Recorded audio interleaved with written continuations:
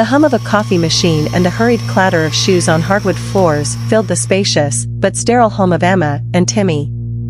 Their mornings were a well-rehearsed dance of chaos, Emma balancing her laptop and coffee mug as she skimmed through her schedule, while Timmy fumbled with his tie, mumbling about an upcoming presentation. Joy, their 10-year-old daughter, sat at the kitchen table poking at a bowl of cereal, and her 9-year-old brother, Toby, was glued to his tablet, giggling at animated characters. Emma glanced at the clock. "Timmy, we're late again," she said, her voice tinged with urgency. She turned to the kids, offering a distracted smile. "Joy, Toby, behave, okay? I'll be home late. There are snacks in the fridge if you're hungry." "Sure, Mom," Joy replied, her voice soft and obedient, though she barely looked up. The front door slammed shut a moment later, leaving the house eerily quiet except for the faint sounds of cartoons. Joy exchanged a glance with Toby, the unspoken truth between them settling in: they were on their own again. Unsupervised time was not new to them. Their parents' demanding jobs often left them with hours to fill by themselves. At first, it had felt like freedom, no rules, no one telling them to turn off the TV or finish their homework. But as the days turned into years, the novelty wore thin, replaced by a lingering sense of loneliness. Joy sighed and cleared her bowl, while Toby's attention stayed fixed on his screen. "What are you watching?" she asked, curiosity piqued. "Just cartoons," he replied, his tone dismissive.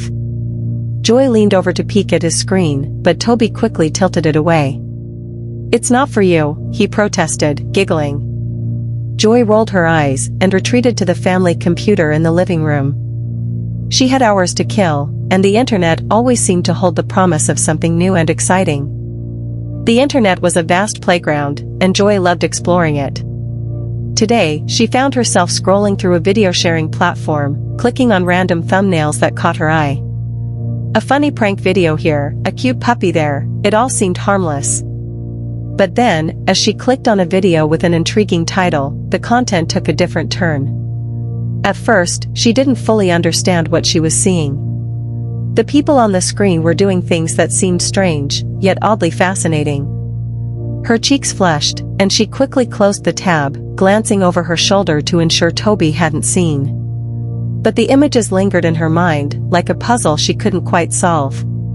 Toby wandered over, bored with his cartoons. "What are you watching?" he asked, peering at the now blank screen. "Nothing," Joy said quickly, her voice higher than usual. Toby squinted at her, sensing something was off. "It didn't look like nothing." "It's nothing you'd understand," she snapped, feeling a mix of guilt and defensiveness. But Toby was persistent. He waited until Joy got up to grab a snack, then sat at the computer, clicking through the history. What he found made his eyes widen. The siblings sat cross-legged on the living room floor, the glow of the computer screen illuminating their faces. "What does that even mean?" Toby asked, his voice low. Joy shrugged, her expression guarded. "I don't know. It's probably just for adults." "Why do adults watch weird stuff like that?" "I don't know," she snapped, frustration bubbling up. "Stop asking so many questions." But Toby couldn't stop. The images had planted seeds of curiosity in his young mind, and he was determined to figure them out. The two began typing questions into the search bar, relying on the internet to provide answers their parents never did. The responses were a confusing mix of fact and fiction, some too advanced for them to understand, others misleading. They tried to piece it together, but the puzzle only became more complex. Their search history grew longer, and with it, their confusion deepened. Curiosity soon turned into imitation. It started as a game, innocent and playful. Joy and Toby would act out what they had seen, giggling at how silly it felt. But over time, the game began to feel less like make-believe and more like experimentation.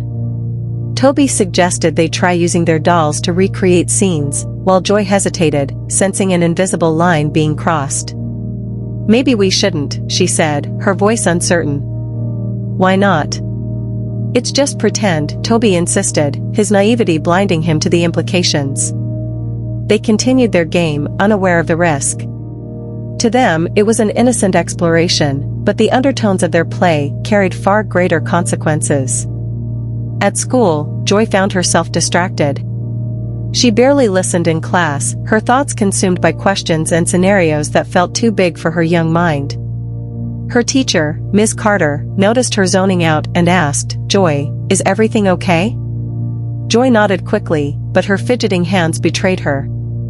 Meanwhile, Toby's behavior became more noticeable. At recess, he mentioned something inappropriate to a friend, thinking it was funny. The other child didn't laugh. Instead, they told a teacher, who immediately reported the incident. That evening, the school called Emma and Timmy. The principal explained the situation delicately but firmly. "We've noticed some concerning behavior from Joy and Toby. It might be worth having a conversation with them." Emma frowned, her heart sinking. "I'll talk to them," she promised, though deep down, she felt a pang of guilt. But when she approached Joy and Toby that night, their answers were vague and evasive. Emma brushed it off as childish defiance, never imagining the truth that lay beneath. Emma and Timmy were concerned but distracted as usual. Work deadlines loomed large, and the kids' behavior seemed like just another problem to handle later. Meanwhile, Joy and Toby grew more immersed in their unsupervised online world. At school, Joy became quieter, isolating herself from her friends. She avoided eye contact with teachers and shrugged off questions about her mood. The once lively girl now carried a weight of confusion and shame she didn't understand. Toby, on the other hand, began mimicking phrases and gestures he didn't fully grasp. His classmates giggled nervously, unsure how to react. When a teacher overheard him, she pulled him aside and asked, "Toby, where did you learn that?" Toby shrugged, his face blank. "Nowhere," he mumbled, unwilling to admit the truth. At home, the siblings found themselves drifting apart. Joy wanted to stop watching and searching, but Toby's curiosity seemed insatiable. "Come on, Joy," he urged one evening, tugging at her arm as she sat on the couch. "Let's see what else we can find." Joy shook her head. "I don't want to anymore. It's weird." "You're just scared," Toby accused, his tone sharp. "It's not a big deal." "It is a big deal." Joy snapped, her voice trembling. "What if Mom and Dad find out?"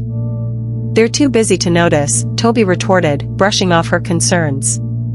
But Joy couldn't shake the feeling that they were headed toward trouble. The next day, Emma came home early, hoping to surprise the kids. As she walked through the front door, she heard hushed whispers coming from the living room. Curious, she crept closer and peeked around the corner. Joy and Toby were huddled by the computer, their faces illuminated by the screen. Emma's heart sank when she saw the content they were viewing. "What is going on here?" she demanded, her voice sharp and filled with disbelief. The kids froze, their eyes wide with fear. Toby quickly slammed the laptop shut, but it was too late. Emma's face turned red as she struggled to process what she had just seen. "Where did you learn about this?" she asked, her voice trembling. Neither child answered, their heads bowed in shame. "Answer me." Emma's voice rose, panic and anger blending together. "It was an accident," Joy whispered. "We didn't mean to." "An accident?" Emma repeated, her tone incredulous. "How long has this been going on?" Still, the children remained silent.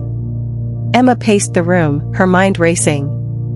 She felt a storm of emotions, anger at the situation, guilt for not being more attentive, and fear for what this meant for her kids.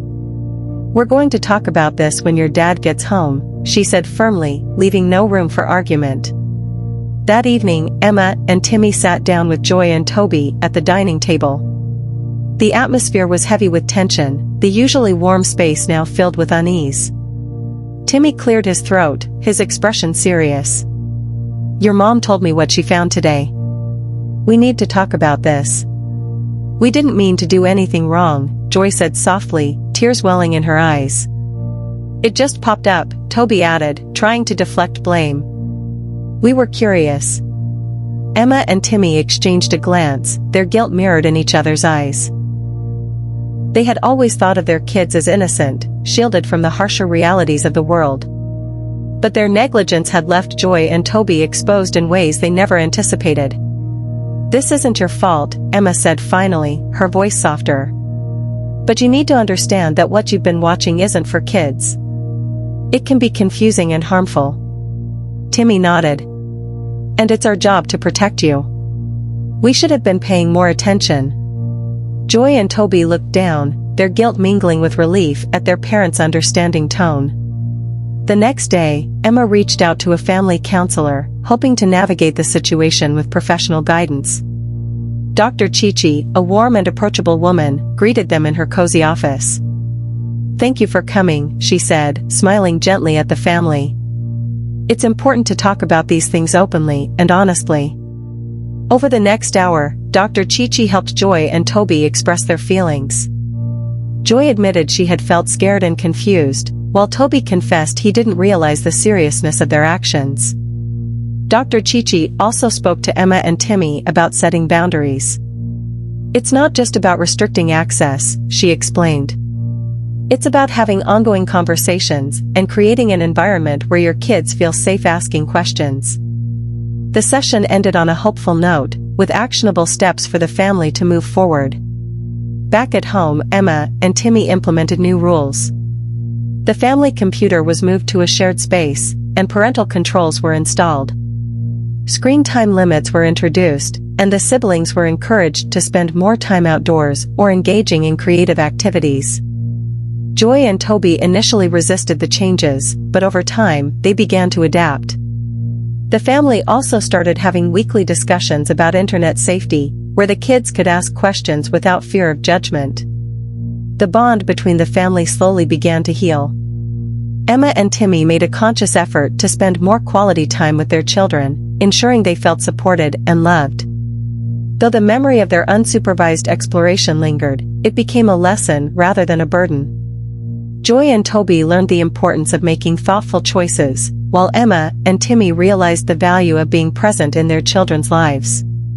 Together, they moved forward, stronger and more connected than before.